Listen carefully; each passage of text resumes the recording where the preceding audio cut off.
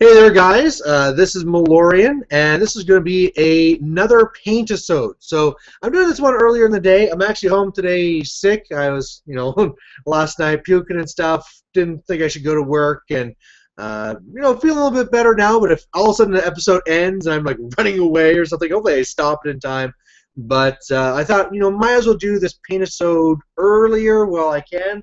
Rest of the family's gone, whereas who knows how the evening will work out. So I'm going to do this now. Might not have any viewers, but whatever. You guys can watch this later.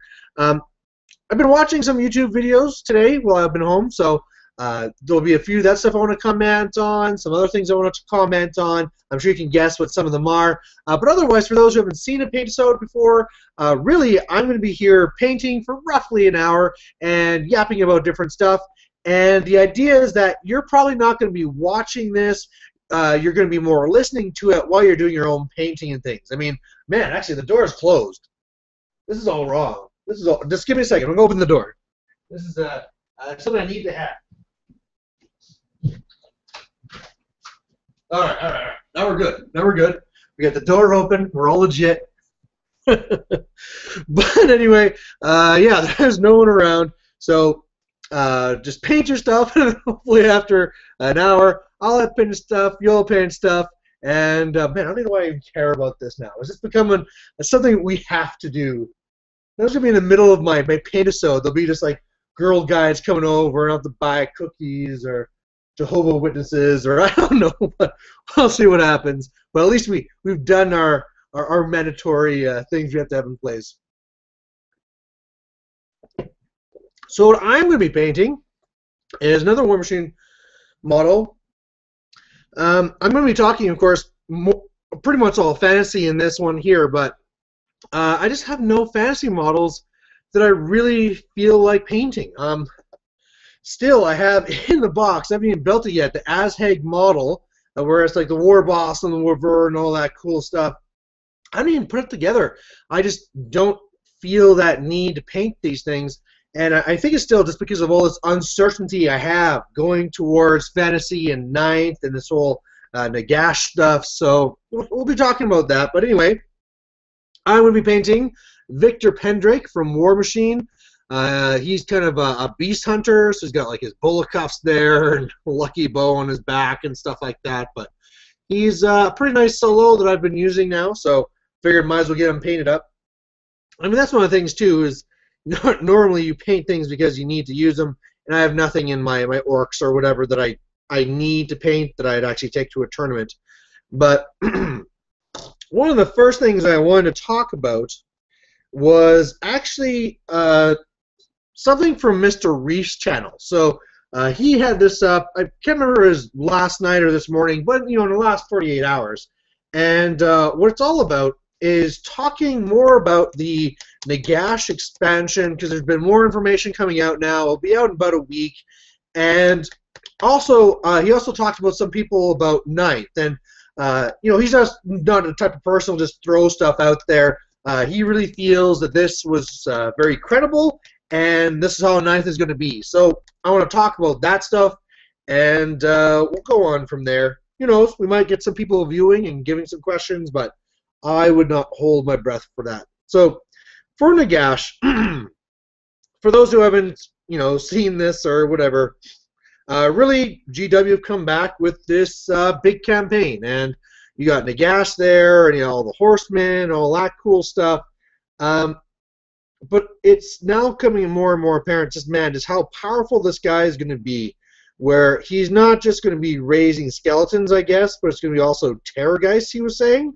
So he's really, really dominating the field. He's not just going to be playing a very small part and like, oh, what do you know, killed by a cannon first couple of turns or whatever. Like, no, this guy is going to be the sole focus of your army. And the big thing there that's going to be kind of the question is it good to have these single models playing such a massive part of the game?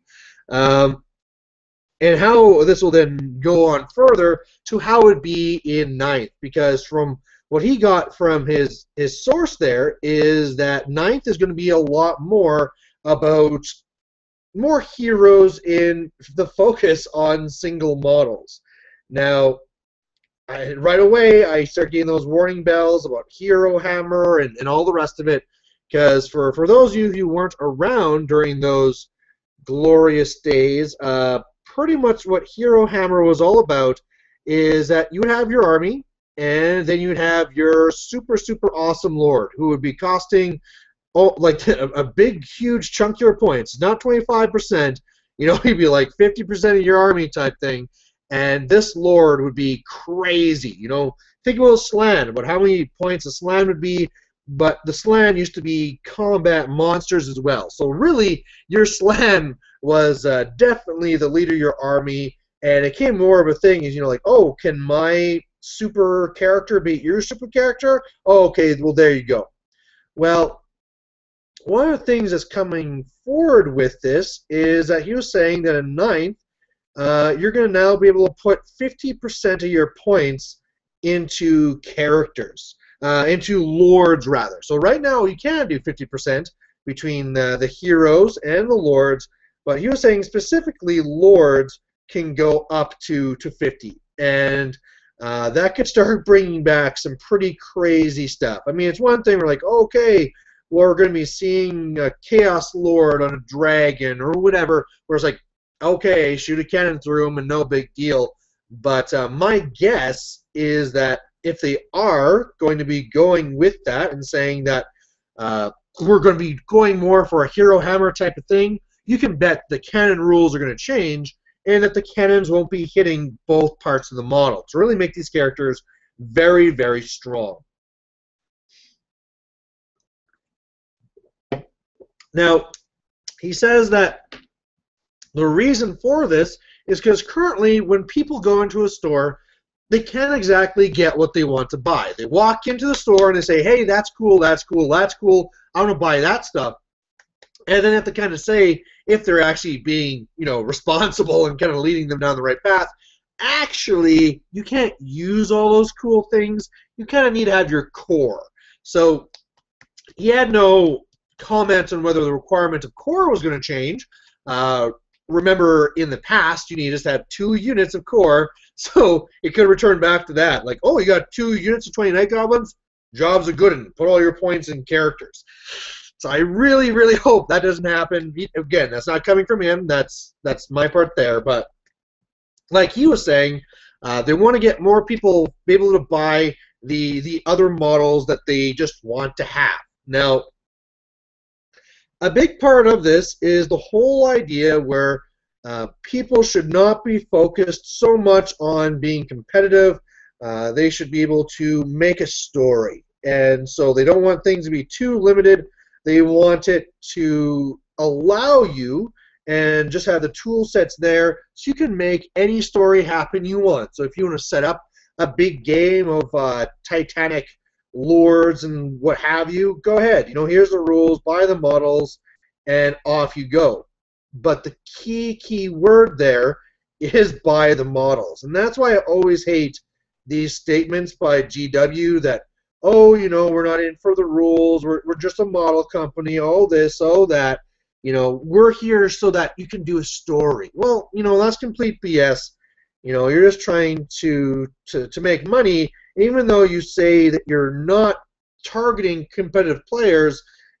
It's pretty damn obvious to me that these things are done around the competitive gaming. And me and Mr. Reef typically agree on a lot of things, but one of the statements that he goes with that I don't agree is that he says 1% of the players are those tournament players, the ones that are going to the tournaments and playing the game to be competitive. And I just cannot agree with that stat whatsoever. I'm not sure how that data was generated. I mean, I'm kind of a stats guy, but I could kind of guess that probably it's a thing on a website where, like, okay, are you a competitive tournament gamer? And, a lot of people don't want to be called out as the cheesy when it all costs something, and so they don't go forward, and there you go. 99% of players play for fun. But that's a complete bunch of bull. I mean, even if you are the couple of buddy 12-year-olds who go in and you're like, wow, these models are awesome, right? These are your kind of poster boys for what that's talking about. They're really coming in the game because they think the models look awesome and they want to see how they're going to battle on the battlefield. Well, the problem is that after Jimmy and Tommy play that game, if Jimmy is kicking the teeth out of Tommy game after game after game, he's going to get kind of upset with that. And he's going to want to either buy something different so he can compete, or maybe even just leave the hobby. But either way, GW wins because either, first of all, he got into the hobby in the first place, and if he needs to buy more to be competitive or switch over to a different army, all the better for them, right? So, we got a comment here from EG saying, funny, I called out today as well. So, if you have any other things you want me to talk about, please just post them there. I'll be chatting about this stuff still for a while now, but that's really the big thing, is that it's the majority of players are playing this game more for the competitive side than for the for fun side. I mean, sure, everybody likes to have fun, but at the same time, everyone wants to have a good competitive game that they can have a fair chance at, right? I mean, really, if you didn't, you would just be setting up your models, right? Like, hey, this stuff is pretty. Let's set up a diorama, kind of like how sometimes GW has in their White Dwarves or whatever, where it's like, oh yeah, here's this massive castle battle, or you always see these in the army books where they set up these massive battles. That's not an actual real game. That's just people setting up their pretty models to look pretty and then take a picture. So if that's what people want to do, well, great, there you go. You can buy your models, you can paint them up, make them look fantastic, and then we'll take a picture and everyone can go home. But that's not what people want. They want to play them, and even though they might not have a super drive to win, they still want to have a good chance of winning. So don't really agree on that part, but one of the things that really got me concerned, though, too, when I was looking at this, is really doing more comparisons with 40K and the way that 40K was set up here. So first of all, these models coming out for this Nagash campaign aren't exactly cheap. In Canadian money, Nagash is $130, which is a good chunk of change for just a campaign model. Now, I did try going through Warseer to try and find out if this was specifically just for the campaign or whether there'll be rules saying you can use this in regular games as well, kind of like with Chaos Stores, right? Like, here's this, and specifically it says it is a legal Warhammer army that you can use with everything. But a good comparison here that I'm a little bit worried about is that, first of all, you have, say, like the Baneblade for the Apocalypse on the 40K side. And it's like this big, crazy, massive tank. It's like, wow, that's so awesome. It's all like it's going to come on there. It's going to blow the whole army apart. And it's awesome. And the big control on it is like, whoa, whoa, whoa. This is just for Apocalypse. I mean, if you don't want to deal with Baneblades, just don't worry about them, right? They won't be in your regular games. And what does GW do? They keep on releasing more of them and more of them. And really, if you want to win, you kind of need to have these super heavies. And then they change the rules so you can take those super heavies in your regular games. And it's just, it was too much. Now, the other thing I was wondering too is there any way that they're not going to wait? They're just going to take this and say it's a legal army. Now, looking at this, you'll have Nagash, so the big, huge model there. And then as well, he has all his horsemen and stuff like that. Now, is there any chance you'll have an army that's just like a couple of models? Would GW do that? Is that actually a realistic thing? That this would be, I mean, the Chaos Dwarves, they brought them up and they said, okay, wow, you are now a legit army. But they had a lot of models to them, right? You'd have to get all the troops, all the war machines. It really was more like a normal army. However, you did also have that with 40K, where the name is currently escaping me, but there's basically an army of just Titans. So you can go into the game and it's like, here's my boss titan, here's my 2 side ones, or I can ally them with this. But the idea is that this was not just for Apocalypse. This is completely tournament viable, and you have this army that's based off just on these few models. And it's like, well, you know, if it happened there, they might do it for fantasy as well. So, but another thing you were saying there is that they want to get 9th going for this year, but it does not look like they'll have time. That it'll have to be next year, so maybe that's for the best, but we'll have to wait and see really what happens. But another thing that is really kind of unfortunate is he was talking about the cards. Now, with this Nagash whole thing going on, there would also be these magic cards, because he has his own crazy magic, and other armies get to have different magic too. Now, this fact alone makes me think that it's not going to be regular tournament legal, because you can't just go and say, oh, all this magic is for everybody. But again, you never know. They can do whatever they want. So the big thing here, though, is that you need to have these cards to do this magic. And when he looked into this a week before it was actually due, it's all sold out. And one of the things that this was reminiscent to me is when I was playing 40K for the orcs, the space orcs, they came out with the flyers. And if you want to be competitive to shoot down the flyers of the others, you really needed to have these guys. However, the rules for them were only in the White Dwarf. And the White Dwarf was sold out. So really, I could not get them unless I wanted to steal a PDF or something like that. And so yeah, that was just one of the reasons why I kind of got out of 40K. Now, if they start doing that same thing here, where if this is tournament legal, and one would assume that it's very, very powerful and good, then either you're the lucky guy to buy it before it's sold out, or you're the rich guy to go on eBay and buy it from there, or you're just out of luck. You know, sorry, you know, you're going to have to wait for the next super release. So, really, really hope that's not how GW is going to be doing these limited edition things. I mean, really, if you want this to be a big part of the game, you need to have it readily available for everyone. Just another reason why they should be just doing these things off pure PDF. So hopefully they'll go down that route. But at this point here, I mean, your guess is as good as mine. And again, maybe I am wrong. I mean, please comment in there if they actually do have more detail out there, that maybe these magic cards, you don't just have to buy the pack. Maybe you could just go to the GW website and you could get the rules off there. That'd be really nice. But from right now, the way I'm hearing it, I am not really liking how it's being put forward. But we'll see. We'll see what happens. I'm still trying to decide whether I'm going to get the book or not. Like I said, it's not exactly cheap. Nagash himself will be $130. The book is another 200 or whatever, so it's another 100 rather.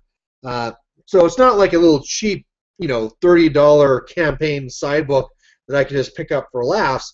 This would be a significant investment.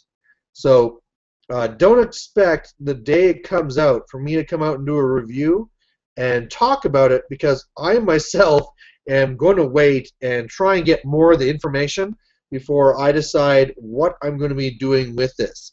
I currently have my lizardmen standing in wait, my vampire accounts standing in wait to see whether I get to do this as a fun little side campaign thing, and whether it's worth, then picking up maybe something, but I don't know. We'll have to see what happens there. So, again, I got a few viewers here, so if there's something else you want me to talk about it, post up. There is about a 10-minute delay, so if you posted something up 5 minutes ago and you're wondering why I'm not saying anything, it's because it's not there yet. I also want to talk about cheating a little bit here. So I was playing board games yesterday with one of my old friends. He was the best man at my wedding and stuff like this. And during one of the games, I'm we're playing Munchkin, and I'm talking about how this one rule would actually work, and it's actually using this kind of term that doesn't usually get used in the game. It's talking about the party, and we're a little unsure about whether it meant all the players or whether it just be you and your henchmen type thing. And to me, it's not really. I mean, in a party in Dungeons and Dragons, it would be everyone, right? You're all a team. But in Munchkin, it's not really like that. Everybody is kind of for themselves. You can work together when it's convenient, but in the end, it's not a team event. So I was pretty sure it would be just you and your own guys you have played on yourself. And he's like, oh, I mean, you're just screwing up the rules again. You know, it's just like the time we played this other game where you cheated and changed the rules just to fit how you thought they should be. And that actually really bothered me. There was about an hour there that I was really grumpy because I do not see myself at all as a cheater. I do get rules wrong. I mean, especially now where I'm dedicating myself to so many different systems and stuff. In the case that he was referring to, we're talking about Power Grid. And that one there, I hadn't played it for several months. I'd forgotten things like the fact that you're supposed to auction off the powerhouses and stuff like that. So the first time we run through the game, turns out we did a lot of stuff wrong. We still had lots of fun, and I don't think I won that game, but apparently in his mind, I'm a dirty, dirty cheater. So that was a little bit painful, but the real thing I want to relate that with to fantasy is that if you're ever playing a game and somebody gets a rule wrong, I would not at all jump to the assumption that they're actually cheating. I mean, keep in mind, this is a very, very complicated game with lots of rules, and it could be a very simple thing that they don't even know that rule, right? So they're not cheating at all, or maybe they just forgot about it, right? So, you know, instead of saying, oh, you're a cheater, blah, blah, blah, blah, blah, just say, oh, actually, doesn't it work like this? And they might say, oh, yeah, you're right, that is how it goes. Or they might say, no, I'm pretty sure it is supposed to be like this. And then, okay, then you can stop, you can look up the book if you need. But, man, don't just jump to that you're a cheater thing. I mean, you're going to make no friends doing that whatsoever. You know, I can't think of any situation where you're going to gain a friend because you call them a cheater, right? So there's that little tidbit. I am actually getting more comments here. I have Marcus Lidstrom saying, damn it, missed the first 11 minutes. It's not that much. Well, I have assembled 18 warriors, one converted Chaos Sorcerer, and now starting the 5 Chaos Knights. Question regarding Nagash, what are your thoughts about the Chaos expansion in October rumor? I actually hadn't heard that rumor yet. I really hope, I mean, in this one expansion, they're bringing together Tomb Kings and Vampire Counts. Please don't be something where they'll bring together or back together the Warriors of Chaos, the Demons of Chaos, and the Beastmen. You know, maybe that's what their whole plan is to do now. It's just to reformat the game and bring these things together. But I actually hadn't heard about these rumors yet. So that's one of the problems of me not going on Warseer as much anymore, is that I am just not as much on to the rumors as I used to be. And then again, like I said, with these Nagash ones, I went to go and look up and try and get some more info on it before, you know, I spout out a bunch of nonsense, and there's no real information there. I mean, a lot of it has been pulled down, and it's just the whole stupid GW stuff where you can't post pictures and say good things about our game and discuss it. You know, we're going to sue you. So, sorry, I can't really comment anything there. The Warriors Vault saying, I think the Hero Hammer type could be cool and fun to a point. Do you think that these heroes can be unkillable? I mean, you always see people bring Karl Franz, Teclis, and characters of that nature currently. Well, these, I mean, it's back in the days of Hero Hammer, it was really extreme. So right now you have these tougher characters which, depending on how you set them up, can be very hard to kill. But especially the ones that aren't out there, so you can't just shoot them with a cannon or something like that. You're always going to have a point where you have to fight them in combat. It's almost like a thing with Hellbrun, right? You can get the Hellbrun, that's no problem, but she's going to strike first, she's going to have 10 attacks, and she's going to probably kill you first. And so that was really one of the big things you'd go for in Hero Hammer, is make sure that you would strike the guy first and kill them, right? You're more designing yourself to kill other characters than anything else, because in the end, as long as you kill their character, you're going to be ruling the land, and then you'll win the game. So usually that's how you achieve being unkillable, is defense through offense. But we'll have to see what they do. I mean, I still want to see. I mean, people hate cannons, but cannons have their place, right? If there's going to be these crazy lords on dragons going around and crushing whole units, right? I mean, just think. I mean, people are used to steadfast and rules now, but back then there was no steadfast. It's just like, oh, that Chaos Lord on a dragon charged in and they won combat by 10. All right, take your test at -10. Oh, you failed? Okay, I'm running down that whole unit. So cannons, to be able to counter those things, are very, very, very critical. So hopefully they do still have those weaknesses, or if nothing else, like I always talk about, hopefully they'll control them but via scenario.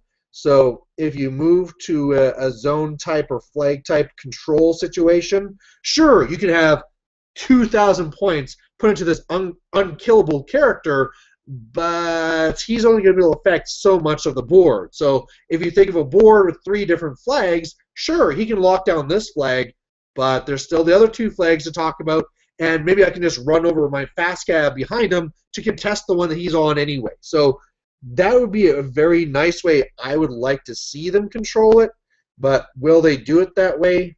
Only time will tell. So that's really my thoughts there. Good to see that we're actually having some viewers. You know, when I first thought that I'd do this midday here, I thought, oh, I'll be, maybe some guys at work will be able to watch it or something, but there probably won't be any comments. So it's good that I'm getting this stuff in here.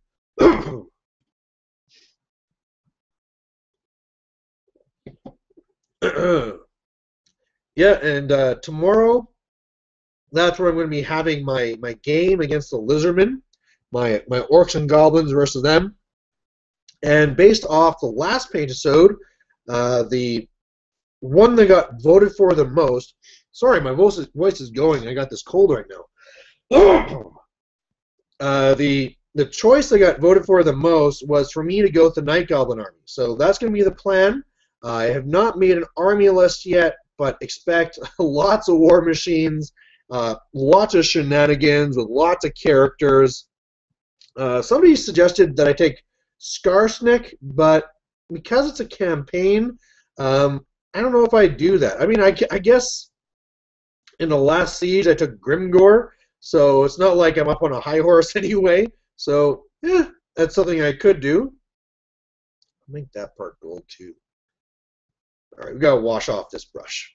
So we got another comment from Kazakh Brunstein saying, "Care to mention the new Nagash?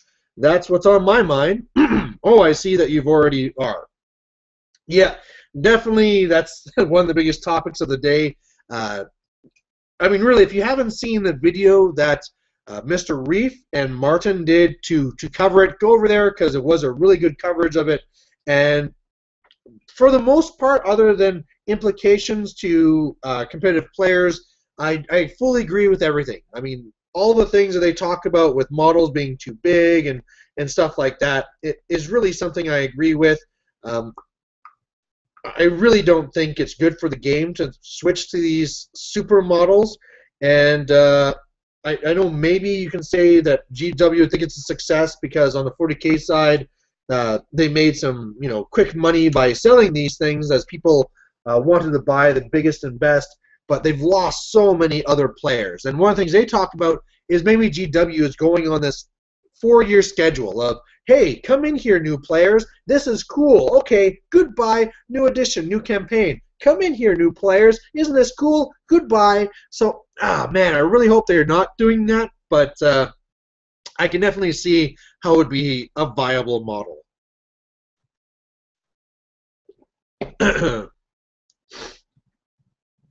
Stephen Walker here saying if someone gets a bunch of rules wrong and each mistake is in their favor, they're cheating. I mean, it can lead you. It certainly puts evidence that maybe they are cheaters, but you know, that sometimes just happens too, right? Where they just, if they understand the game wrong, let's say they did not know that you could be steadfast. They did not know that you could not get parry saves from the flank, or whatever else these things are. They're designing their army to deal with the rules that they think are the rules. So when it comes to the actual game, sure, all these things could go going up against them, and it would be in their favor, but that's just because that's the way they thought the game was played. So I would not assume. And again, you also have to keep in mind the number of instances, right? So, you know, if a rule comes up and it's like, oh, I thought it worked this way, right? Oh, no, it's like this. And then another time, and maybe even another time, right?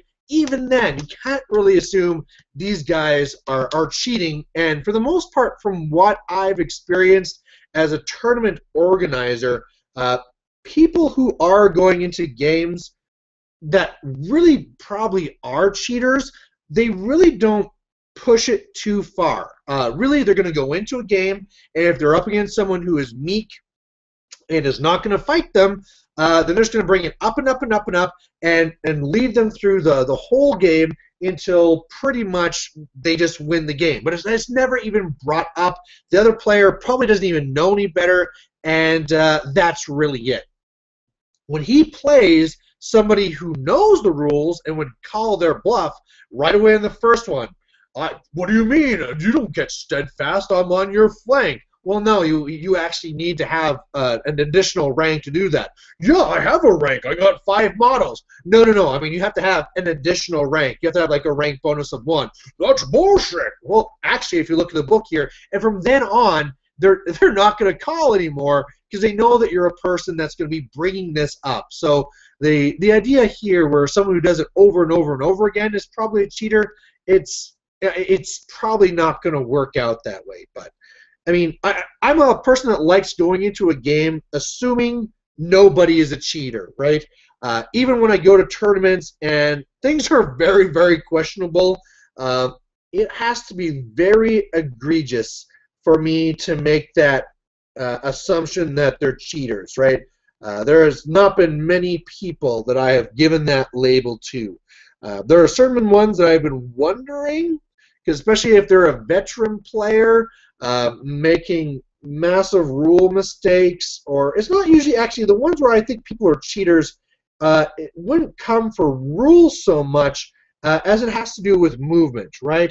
Where all of a sudden, right, they're almost kind of like you can see that they measure the movement and then they move them this far instead, right? Stuff like this, and when they do that over and over again, it's like, I don't know, you know, is this guy just really, really, you know, lousy with measurement, or, you know, just doesn't care, right? Because that could be as well, right?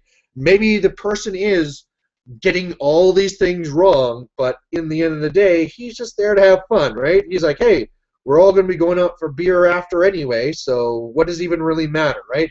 You win, I win, we're probably not going to get the trophy anyway, and we're still going to be going to the pub all the same. So, you know, I like giving people the benefit of the doubt, but I'm sure oftentimes over the years I have been facing cheaters, and for the most part, I mean, if it ever matters, I call them on it, and I bring up the book.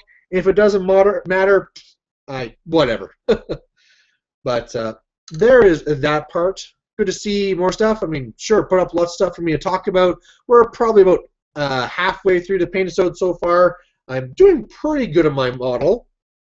Got some of the main colors on there, so he's coming along. Definitely have a lot more details I have to finish up.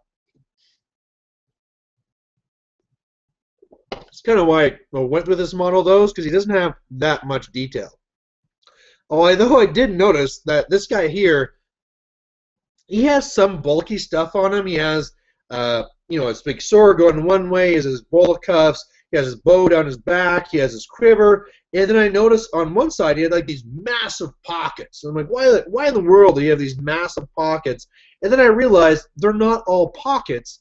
it's kind of like half of his pockets, and the other part is just this big book sticking out of it. So he's just bringing with him like this Bible-sized, massive, or encyclopedia-sized, massive book with him.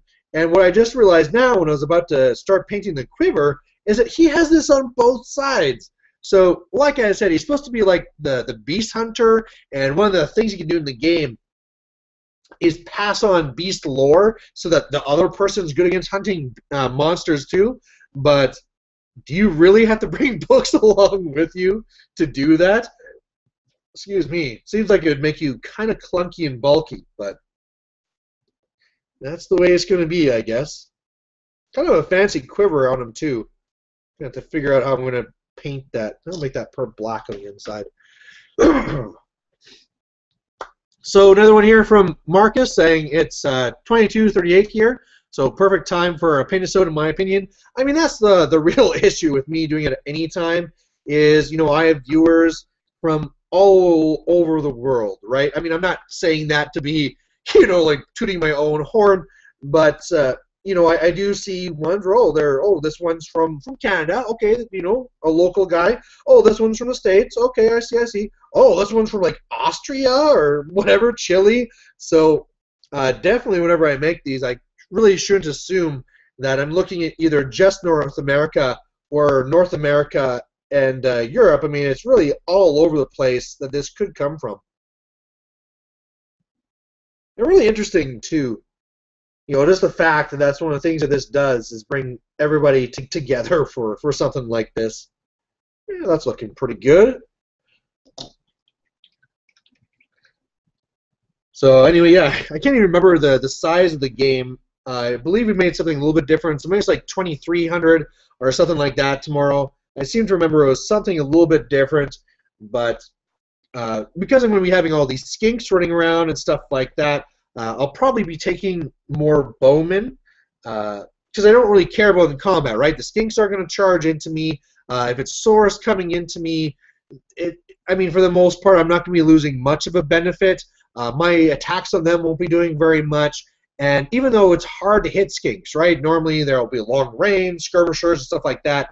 Everything you hit is really devastating these guys. And if I can kill the skinks with my Night Goblin bowmen, then I can start using my war machines onto their cav or whatever instead, right? So that's going to be the hope of how this is going to play out. But you know what mission I'm going to get, right? So, and some of the other ones, like where I knew it was going to be Siege or I knew it was going to be Watchtower or something like that, makes it a lot easier to make the army. But this one here, who knows, right? It might be engagement, it might be whatever. But for the most part, I found that you can make the Night Goblins to deal with almost anything. I mean, I'm keeping them pretty pure, right? So I'm not putting in savages or anything else like that. And probably the worst scenario I can get would be the Watchtower. But even Night Goblins in a Watchtower can do very well because, first of all, it's more of a Goblin army. So I would have in there my regular goblins, and I can put them inside the tower. And then if you want to assault them, I can have my skulkers jump out, and they can try and kill your characters and all that good stuff. And then later on, one of the things I can have to try and, I mean, of course, if I hold on to the tower, and if I can walk in a unit of 100, I mean, it's game over. And if I don't have the tower and I need to take it again, I have two good options. One, I have my Squeak Hurt Horde, which I can send in there, and they can do some really good damage, and especially because they'll be going before those Saurus, really chew them up. Sure, they're going to be killing lots of my guys, but I should be able to outlast them because of how I'm so much cheaper. But if that doesn't work, it's always too, if you got, oh, I can only send in 10 models, okay, 10 heroes with great weapons, go. They'll do a good number on that Watchtower as well. So I'm not even really that worried about that one. One of the things that's been happening here lately too is, of course, I'm sure you guys have seen all the videos for the ALS challenge and all that stuff with the ice bucket and all that. was kind of wondering if I should have done like a Warhammer version of that, where I'd have one of my orc characters and dump a little bucket of water onto his head or something like that. But I don't want to get too corny, right?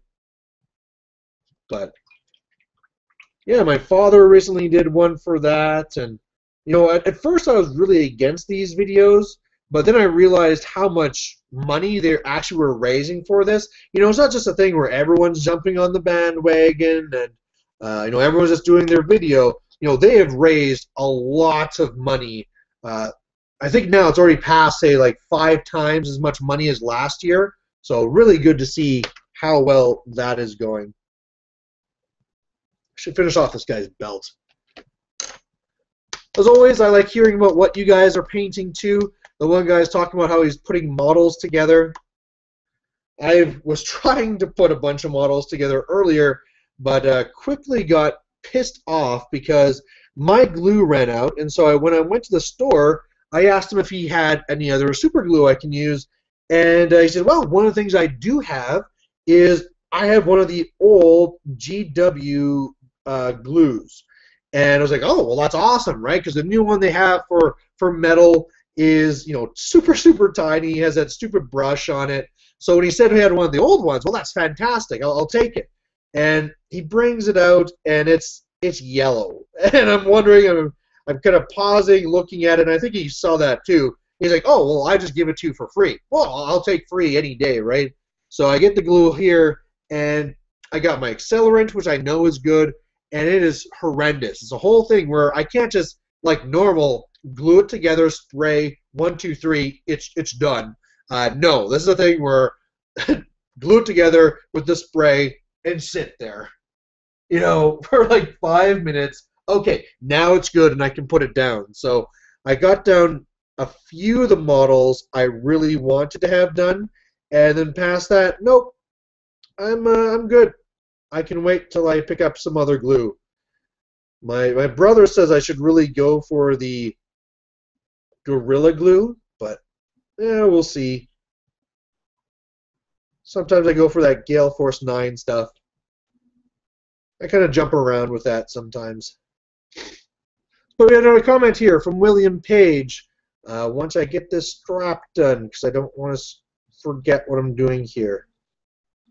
Because I know I'm one of those guys where if I see a detail and I don't paint it ASAP, I'll forget about it till I'm washing the model and you'll go, oh, damn it, I didn't paint that thing. But he is saying, why did I even start it? That's the problem. I can talk and paint, but I clearly can't read and paint. All right, we did the thing. He says, the only thing I hate when it comes to playing shady is when people play at a fast pace.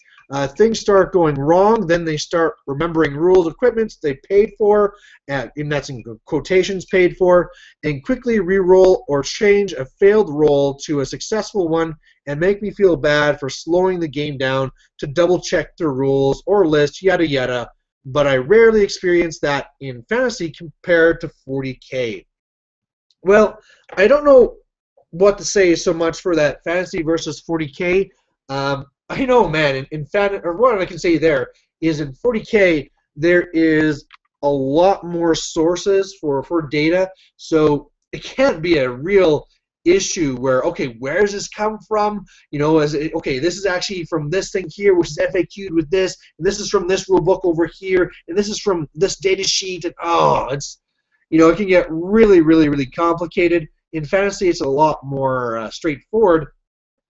But I've had that as well too, where I'm trying to play fast, and it's not because I'm trying to cheat my opponent. It's just because I know the rules, and I don't need to sit around there. I mean, one of the things that can kind of drive me nuts is you grab a handful of dice, right? I'm doing my Savage Orc Biggins attacks. I got 50 attacks, and so this can take a really long time, but I have to go roll all the dice, and I mean, one of the things I try to really do to focus on now is it used to be that depending on what I saw was more or less, I would try and pull away whatever there's fewer of, right? Just because that's logical sense.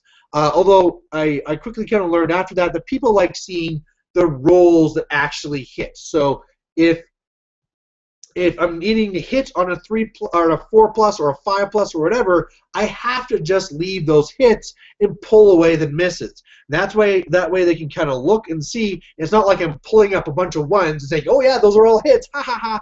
So that's one thing. And but the other time, you really, especially in a tournament, need to play fast, especially when you do have all these attacks and all these things going on. If you want to be done in the 2 hours, 2.5 hours, whatever that they give you, you need to keep on it. We can't be like, okay, here's my 50 attacks. How many hits do you see? 1, 2, 3, 4, 5, 6, 7. I mean, you have to have some things here too. But then again, like you said, like this is on my side where at least I don't think I'm a cheater, but I'm sure there's people out there that's how they do it, right? Just roll 10 dice. Oh, these are my hits. Okay, roll these. And, oh, how many hits did you have? Oh, it was this. Or I pick up this dice. Wasn't that a 1? No, it was actually a 5. Okay. So I realize that can really be a thing that can really be frustrating as the other side, because you really don't want to call them on it, especially just like I said, we're in your tournament, and you kind of don't want to call them on it because you know there is that time element there. But, it's one of those things where you have to kind of ask yourself, how important is this? Oh, okay, they're making one extra save, or looks like they're cheating so I don't kill their general. Am I going to win anyway? Yes? Okay, whatever. You cheat however you want. You can be down in the bottom tables later. But if he is cheating to give himself the win, kind of have to call that whistle on him. And I know one of the things that they do in War Machine that they don't do so much in fantasy, from my experience anyway, is the whole idea of giving people warnings. Because in War Machine, there's more of a norm to it, being that if you're cheating or being deceiving or slow playing or fast playing or whatever you want to call it, the judge will come over, he'll correct the situation, and he can also give you a warning. And it can very easily be that if you go and bypass that a couple more times, sorry, you're just kicked out. I mean, we're done with you. We're not going to deal with you and you're cheating. Get out of here. And I think that's really more of a difference where the tournament sets. Oh, I have a comment from no one. How does this work? I have a comment from literally no name saying thanks for your support. Very odd. I wish I could actually finish something through. Like if I could click on the picture and it would go to who the person is. But thanks for your support. I'll say you're welcome, whoever you are. It won't show me. But I also have one here from William Page saying, finished my last Dragon Ogre and starting on my Warriors. Warriors are lots of fun to paint. That's one of the things that always draws people into them, is that those guys, I mean, they're capes, they're so easy, but if you want to make them fancy, you can. And, they're just great looking models. So it's so easy to get into those Warriors. I just wish that they were doing a little bit better. Anthony from the Sustainable Center talks about this at length, but those little guys on foot tend not to do as well. However, whenever you got that watchtower coming up, you kind of need them. Once again, specifically designed scenarios, doing what you need them to do, building the way that you want people to build their armies. Oh, now that comment's gone from the no name, so that's kind of I don't really know what's going on there. Yeah, and then one of the games we were playing here yesterday, is to kind of bring it back to board games for a second, was this one that I heard really, really good stuff about. It was called Caverna, and really the way that this game works is that, for those who have not played it, you're basically this group of dwarves, and you're trying to build up, and you have all these choices. Are you going to be more of a farmer, more building on the inside of your cave? Are you going to be going on these military expeditions? Or are you going to do this or do that? And in the end, no matter what way you go, or combinations of ways, you total it all up, and there you go. You can figure out who won. The problem is, man, that game took forever. I really did enjoy it, but this game took us like 4 hours. And, you know, sure, some of us were new and all the rest of it, but man, you need these games to be a little bit faster. So whereas we were talking about here with, you know, speed being important and all the rest of it, I mean, it's even if it's not at a tournament and you're just at somebody's place, you're just kind of playing for fun, you still don't want this game to be taking hours and hours and hours. It's got to end at some point, right? Everybody's got to go home. Ooh. I'm now kind of eyeing the time and hoping that I can get this done, because really I should only have about 10 minutes left, but this guy has a lot more details than I gave him credit for. I'm actually having a bad streak of not being able to finish the models I pull out in time. Maybe I should just not even be pretending anymore. I'll just go into it and I'll just say, this is where I'm painting. You know, it'll be already fully started, almost finished. I'll dot the I's and I can say like, oh, there you go. I painted my thing. I done good. Not that it really matters. The pictures that I can show you are always so crappy for like, oh, look, this is what I painted, and you can't even really see it. It's all a blur, so it doesn't even really matter. I wish there'd be a better way so that you guys could post pictures showing what you guys painted. That's one thing that's kind of missing from the YouTube setup right now. I mean, you can put on your links, and you could do a link to where it shows the picture somewhere else, but there's no really good way for you to just post up a picture, just bam, like kind of more like on Facebook, where this is my response, which is a picture of the things I was painting during the show. You know, because I would love to see that stuff. I want to see what you guys are working on while you're watching this, and it'd be better off, or I mean, for me, at the end of the show, I could do a response, and here's the stuff that I was doing, right? But what can you do? Again, if you want more stuff from me to talk about, just put them on there. Good to see that I had a few posts up recently from new battle reports from people haven't really seen any stuff from them for a while. So Tuna Sandwichify put up one of his Brawler Bash reports. So, you know, Brawler Bash was a little whiles ago, but, you know, good to see that he's still making the reports and bringing them out. Luke Davis, too, also made a triumphant return. Haven't seen him for a while, and he just had a battle report come up in the last little ways here, so that's good to see as well. Again, as always, I'm always worried whenever somebody doesn't have a report for a little while that, are they disappearing? But good to see all the stuff coming up, plus with my campaign of Around the World in 12 days, having especially for this month here, where this month is Ogres, a lot of people contacting me on the side saying, hey, I'd like to join. And all I have to keep saying over and over is, well, go ahead. All you have to do is post up your battle reports and put up in the tail of, not the tail, what is it called? Warhammer YouTubers. There you go. Man, I can't remember the name of the group that I created. Jeez, that's bad. In my defense, I monitor several groups on Facebook, and you do kind of start getting things mixed up. I'm part of a War Machine group, and then the Tournament War Machine group, the Warhammer group, then the Tournament Organizer Warhammer group, and then a future Warhammer Tournament group, and you lose track what was from where. So I'm not seeing any more comments, and I'm not thinking I'm going to get this done in time.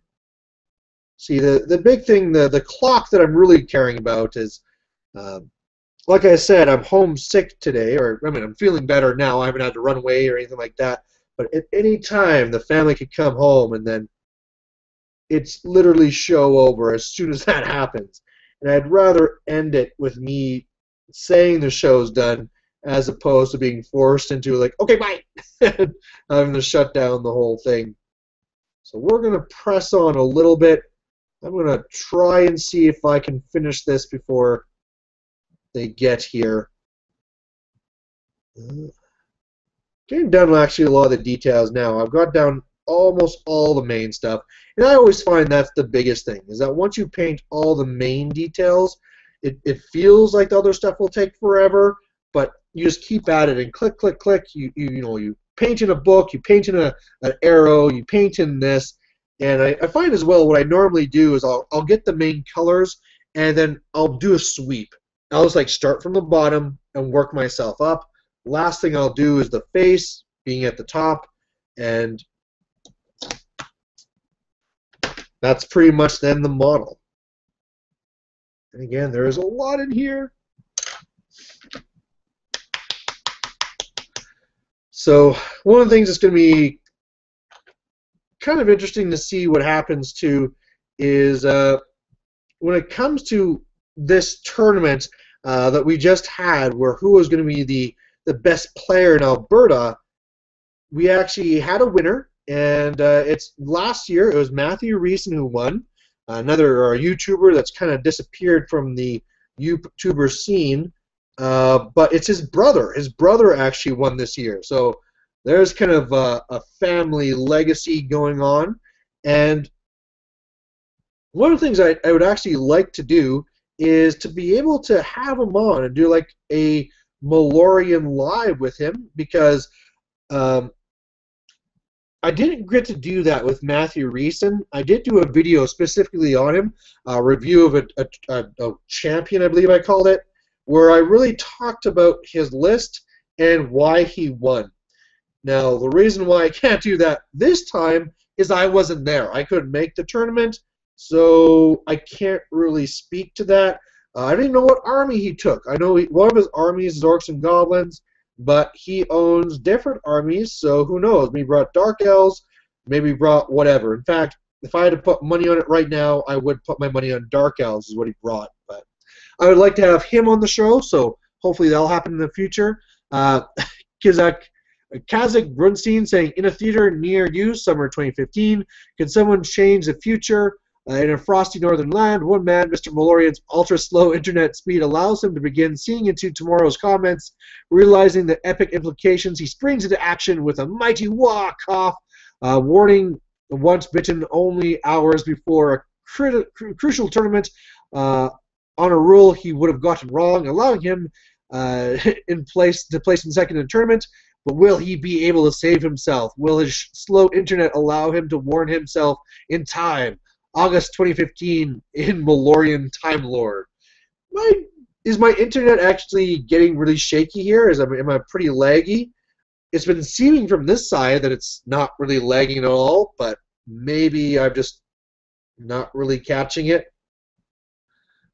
But yeah, I don't know if I would. If I had that power and I knew that Once Bitten was about to make a big mistake, it'd almost be real. This is one of the things you guys don't realize about me, is I'm actually secretly evil. And one of the things I'd actually be very tempted to do is just not tell him. And the fact that I know he's about to make a big mistake would really just make it so I can put it in my calendar so I can look forward to say, like, okay, now I get to watch, like, see him screw up and then see how he reacts. You know, sure, if I can see in the future and Once Bitten's going to be hit by a bus or something, like, okay, I'm going to warn him about that. But if he's going to make a crucial mistake that's going to make him lose, like, the big game, you know, especially if it's someone like Anthony, and I know he's going to freak out, and it's going to be this huge, long rant, rah, rah, rah, rah, rah, rah. I'm not telling him. I want to see that. I'm going to think it's hilarious. So maybe that makes me a bad person. In fact, I am pretty sure I am a bad person, but there you go. Nick Fensky saying, getting paid to watch this. Nice. So there's one of these guys from watching from work. Teehee. On the topic of slow play, at a recent GT, I played a Lisbon Army Skink Cloud. It took him 40 minutes to deploy in a 2.5-hour game. And yeah, you really can't have that. And I mean, again, I'm not going to make assumptions about this player, about whether he did on purpose or whatever, but this is a case where I could see him actually being tactically good for him to be slow, because when you're playing a skink cloud, really what happens is that your skinks shoot down their fast cav, their advanced units. They're going to start charging and trying to get to you. You're going to double flee and get away, and then start trying to pick away at the more medium stuff that you can kill off. And the real question is in the later game, right, in turn 4, 5, 6, whether they can actually charge through that skin cloud to get to the back, to get to that slan, and get the real heart of the points. And so really, it's in the early part of the game that the skink cloud wins. In the late part of the game that they usually start losing points. And so definitely, if I was designing a list to use the clock to my favor and to slow play in my favor, the skink cloud is one of the best ones to do that. So again, I'm not saying that that's what he was doing, but definitely something that's an issue. Now, assuming that he is a good person and he didn't do this just to kind of a slow game and make it so you can't get to him in the last couple of turns, that definitely is an issue. And I mean, it's more common. Again, this is me speaking as a tournament organizer, that the real people that have trouble trying to finish their game in time are actually people like Skaven players, where they have lots and lots and lots of units, lots and lots and lots of models, and it just takes them a long time to deploy, because it could even be a thing where if it's not the first game, and if there wasn't much time between this and the last one, and again, we just said that their games take a long time, so it could easily be a thing where they finish their game, put in the results, and they have almost no time until they have to run to their next table. Their deployment might also include them setting up all their models. So, okay, I got 100 slaves. They all died last game. Sorry, man, I'm going to have to set this up. So that's just going to have to come out of this game, and you just get farther and farther behind. So, again, I mean, we can't make any assumptions that anyone is a cheater, but definitely there's a spot there where that's a good way where you can use it to your advantage. I mean, any gun line, that's how it's going to work, right? You shoot during the first part, and then it's going to be in the last part that you're going to be losing points. So the longer that you can keep things going, the better for you. He's doing some dry brushing on his hair now. He's more of a veteran, so we'll give him some white in his hair. I found I've been doing more dry brushing lately. It's a very, very easy skill, and one that kind of gives it that little personal touch. Of course, I've done it really poorly sometimes, like you guys saw last time with me trying to do the zombie type guys.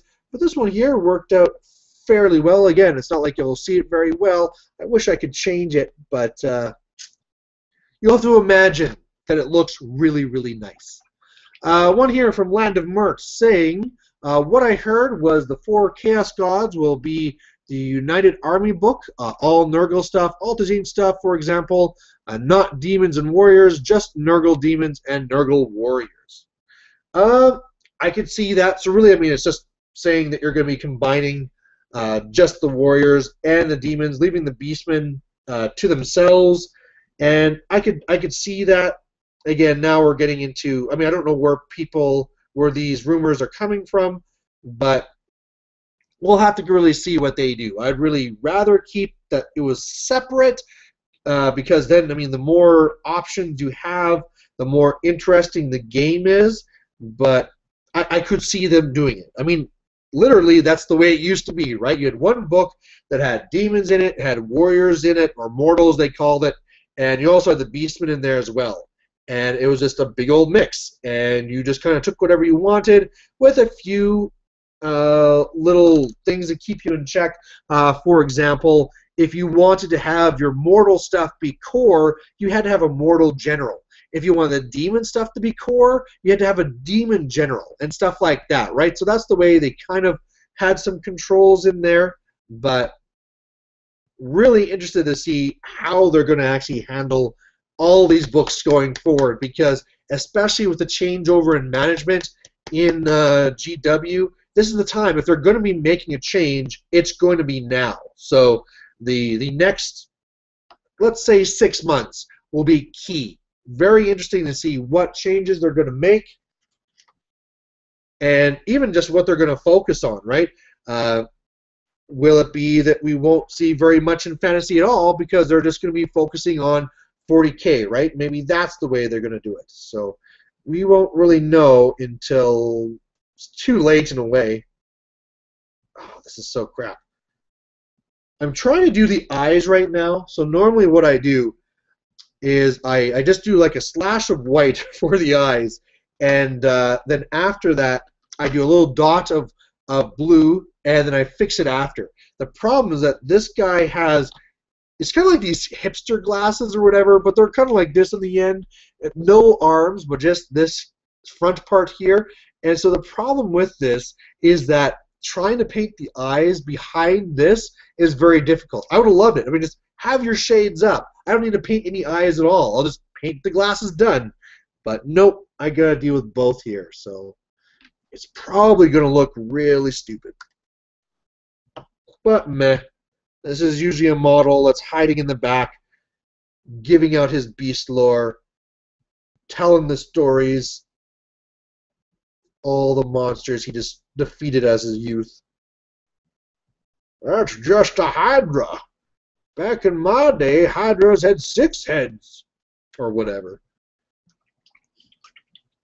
Probably doesn't talk like that. Although now that I've made him talk like that, I almost feel like I should have gave him gray hair. We're going to retcon this guy. He's going to be older now. Ugh. The one eye turned out okay.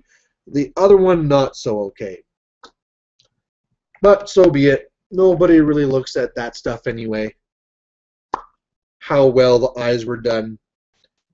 It's kind of weird. I mean, the very fact that it's done, sometimes you can really see that. Whether the face is just like a whole bunch of pink, or whether somebody actually went to do the eyes, you can normally see that from across the table.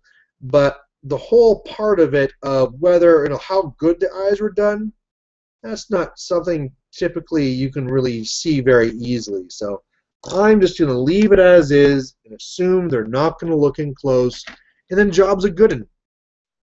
One here from JPR1V3N saying hee hee nice.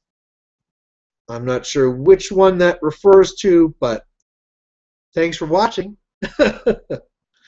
So as you might notice, I've been really paranoid and looking over every couple of minutes. So I think I'm just going to be doing another color or so, and then we're going to call it. I really just don't want to take that chance going too long. So I'm doing currently his red shades, because clearly if you're going to have cool hipster glasses, there's got to be some crazy color. I feel I should go and get my yellow glasses from university so I can fit in with this guy. I'm feeling inadequate with my regular glasses. One of the things I actually need to do as well, I was talking about how I need to do a video with the guy who won the Alberta GT, but man, I can't believe I haven't done a video with Mr. Reef yet. You know, he's a guy that likes to have lots of fun and just chat it up. I'm definitely also a guy that likes to just have fun and chat it up. I'm pretty sure whatever we did would be really good. Then again, I would almost feel like I'm stealing the place of Martin, right? He always has his back and forth with Martin, and if I was to go in there and start doing some stuff with him, I'd feel like I'm just trying to fill Martin's shoes, right? I'm not really.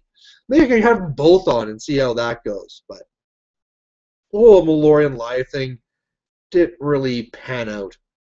Now that I'm saying that about how I was almost done, I think I'm actually just going to finish the model, because I really don't have many more things left to paint on this guy. I'm really now just touching up where, you know, you paint one color and then you do something beside it and you accidentally splash it. So I'm really just finishing that off now. And then it'll be ready for a wash. And then it'll be done. Let's see, what else do I have to do on here? The quiver's done. I have I did the belt. I splashed all over his jacket, but we can fix that in a matter of seconds. This arm looks good. This arm looks bad because, again, when I did the silver, went all over the arm. Come on. So yeah, we are actually, I mean, we're not going to finish on time because this Paintisode actually ended up to be, well, not too much longer than an hour. It's not too bad, but longer than I usually try and make them. Although I guess if people are really wanting to use this to paint their stuff, they probably want longer shows anyway, so I guess it's not too bad, but I think this guy might be done. That's done. We've done his silly hair. Oh, we haven't done the eyebrows. That was close. We almost screwed that up. Don't want to have a dude with no eyebrows. I find that's another thing too. When I'm drawing the girls, or not drawing the girls, when I'm painting the girls, I can get away with not putting any eyebrows on them. But if I don't do eyebrows on guys, sometimes then it just doesn't look right. I should give this guy a unibrow. Just on purpose. You know, he's supposed to be some guy off in the bush hunting. That sounds like it'd be like a hick type thing to do. Redneck type thing to do.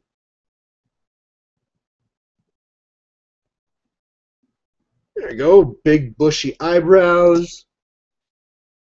I think we're done. We're just going to do the patented Brian's or Malorian wash. Almost gave away my real name. That was close. I think you guys pretty much all know them by now anyway. Although I've been pretty careful not to give away my last name. Once you give away that last name, then the stalkers can really find you. With that, a couple of days ago, I had a wrong number. Now, most people, and this will go back to me talking about how I'm secretly evil. Most people, if it's a wrong number, this is a text, by the way, they'll just text back like, oh, this is the wrong number. Sorry, this is so-and-so, or you won't even say who you are. Sorry, wrong number, done, right? No big deal. Not Malorian. No. I follow up with this, and I try and pretend to be whoever this person is, and then start a fight with them. So, I mean, in the beginning, you don't know any details, right? This is part of the fun, is that as the wrong number, you don't typically know your gender, your age, how you're supposed to be speaking, all these things. Sometimes not even your name, right? So say, like in this case, they said, yo, this is Carla. And so, okay, I know your name, but who am I supposed to be? So over the process of about 20 back and forth messages, I just started trolling her about how I was actually dating her son and all the rest of it, and it was a lot of fun for me. And I guess if nothing else, this other person will learn, next time I text, I better make sure that number is right instead of randomly texting. Otherwise, jerks like me will take advantage of it and ruin relationships. Although, to be fair, it didn't really seem like these were best friends or anything like this. It must have been someone they just like met at the bar or something like that. So, not really that big of a deal. Either that, or they're just really used to fighting with each other anyway. Because the whole fact that I was being a jerk didn't seem to be coming over as a huge surprise to her.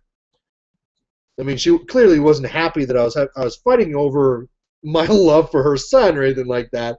But the whole fact of like, why are you doing this? You're my sister or whatever, right? Nothing like that ever came up.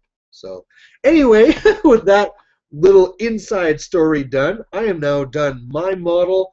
Of course, it's all washed, and I just redid around the rim of the base, so I can't really pick him up anywhere. But assuming he looks fantastic, I'd love to hear what you guys painted, what you guys think about the whole Nagash thing, and about these nice ideas that Mr. Reef brought up. And like I said, Mr. Reef did a fantastic video on it, Mr. Reef and Martin. So go to his channel, check that one out.